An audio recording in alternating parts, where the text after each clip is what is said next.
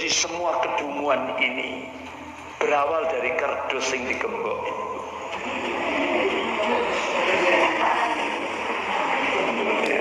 Sudah kerdus digembok pakai gembok besi itu loh, Bu. Jadi kita ini dibodohi gitu loh, Bu. Wis kerdus itu kalau ibu siram sama air ya langsung lemas, ya kan? Ya kan?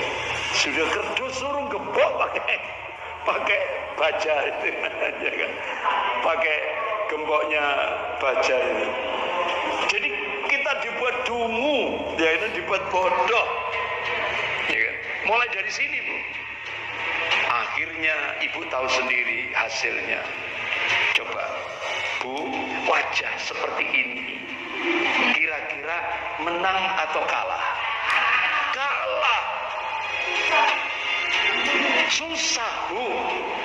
Ini wajah susah, kalah. Berarti kemenangannya ini palsu. Akhirnya semuanya palsu, Bu. Iya kan? Kemenangannya palsu, ijazahnya palsu, warungnya palsu, omongannya juga palsu. Jadi akhirnya kepalsuan, makanya ulama ini jauh lebih kejam dari apa yang dilakukan oleh Bambang Tri. Nah, seperti Ustaz ini, saya kira jelas Ustaz ini memiliki agenda terselubung, yaitu agenda politik bagaimana menggusur Pancasila sebagai dasar negara dengan ideologi yang mereka agung-agungkan yang datang dari Timur Tengah.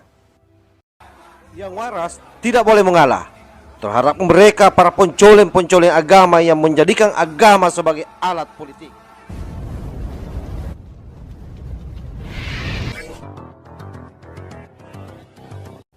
Assalamualaikum warahmatullahi wabarakatuh. Salam sejahtera buat kita semua. Om Swastiastu, Namo Buddhaya, salam kebajikan. Sahabat-sahabat Tolong Sembilan yang saya hormati, dimanapun juga berada, saya pikir apa yang dilakukan oleh Bambang Tri itu sesuatu yang sungguh biadab. Tapi ternyata Ustaz yang satu ini lebih biadab lagi. Kenapa saya bilang lebih biadab lagi?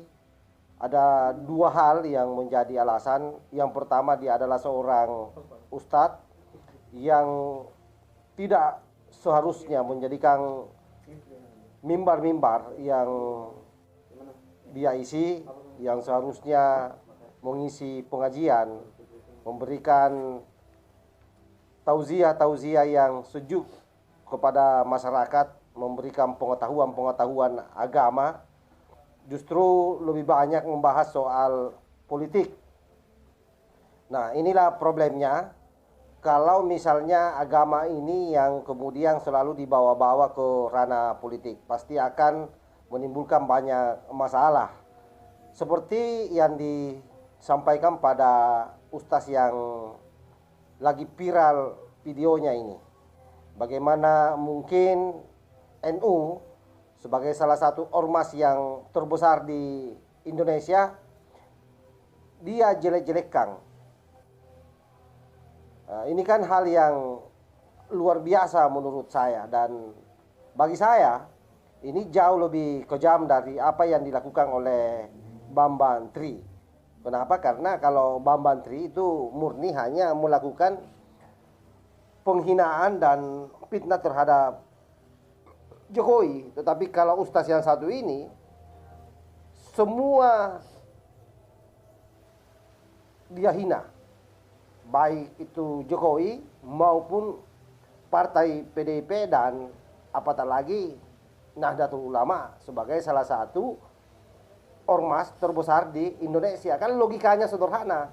Kalau Nahdlatul Ulama ini bukan ormas yang terbaik hari ini di Indonesia, mana mungkin banyak pengikutnya. Itu logika.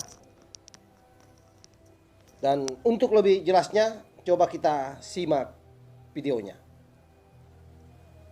Ketika kita memasuki era Nasakom Jilid 2,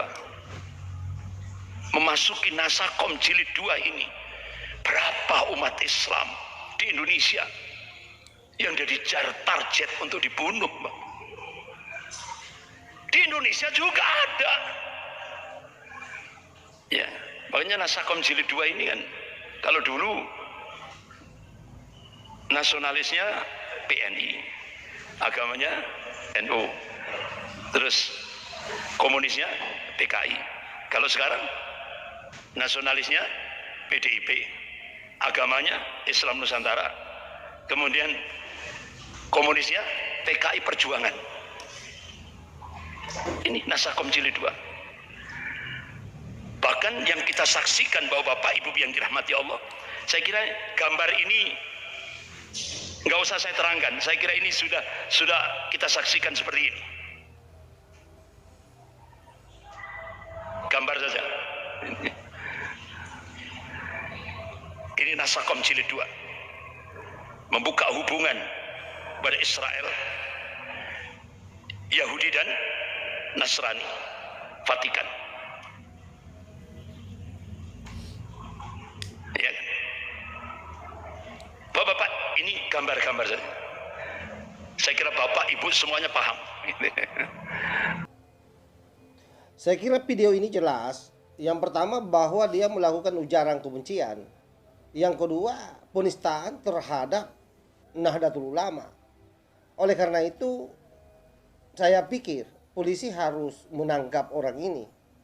Tidak boleh orang-orang seperti ini dibiarkan mondar-mandir ke sana kemari memberikan tausiah-tausiah politiknya dengan menyerang ormas-ormas lain, apalagi sekelas Nahdlatul Ulama. Apa yang sering saya sampaikan selama ini, bahwa rusaknya umat Islam sebenarnya itu bukan rusak karena umat lain atau dari orang lain, tetapi adanya orang-orang Islam yang melakukan eksploitasi, melakukan kapitalisasi terhadap orang-orang awam. Dalam konteks hari ini kita lihat adalah mayoritas masyarakat lebih mengikuti orang-orang yang mengeluarkan fatwa-fatwa yang sepertinya menggiring opini, menjelekkan terus.